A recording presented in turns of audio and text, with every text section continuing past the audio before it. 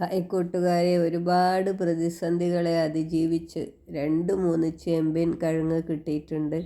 ഒരു 30 മൂടോളം ചേമ്പും കിഴങ്ങ് വെച്ചതിൽ ഒരെണ്ണം മാത്രമാണ് നമ്മുടെ പന്നിയോ എന്താണെന്നറിയില്ല, ആരൊക്കെയോ വന്ന് അത് കളിച്ച് മൂടോടെ കൊണ്ടുപോയി. ഏതായാലും ഒന്നിനെ ബാക്കി വെച്ചതിനെ ഞാൻ പറിച്ചെടുത്തു. അതിൽ നിനക്ക് 3 കിഴങ്ങാണ് കിട്ടിയത്. ആ കിഴങ്ങിനെ ഞാൻ തൊലിയൊക്കെ കളഞ്ഞ് കഴുകി വൃത്തിയാക്കി കഷ്ണങ്ങളാക്കി മുറിച്ച് കുറച്ച് ഉപ്പും ഇട്ട് വെള്ളം ഒഴിച്ച് അടുപ്പത്ത് വെച്ചിട്ടുണ്ട്.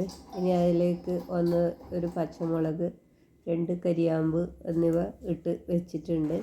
ഇനി നമുക്ക് ഇത് ഒന്ന് അടച്ച് വെച്ച് വേവിച്ചെടുക്കണം.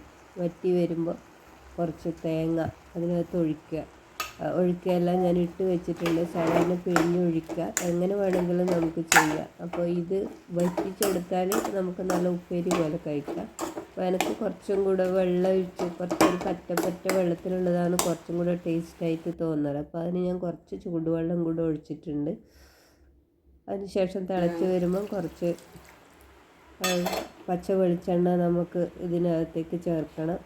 പച്ച വെളിച്ചെണ്ണയും കറിവേപ്പിലയും ഇട്ട് തീ ഓഫാക്കി അടച്ചു വെച്ച് പിന്നെ എടുത്ത് ഉപയോഗിക്കാൻ വളരെ ടേസ്റ്റാണ് കൂട്ടരെ. നിങ്ങൾ എങ്ങനെയാണ് ഉണ്ടാക്കാറ്? ഒന്ന് കമൻറ്റ് ചെയ്യണേ.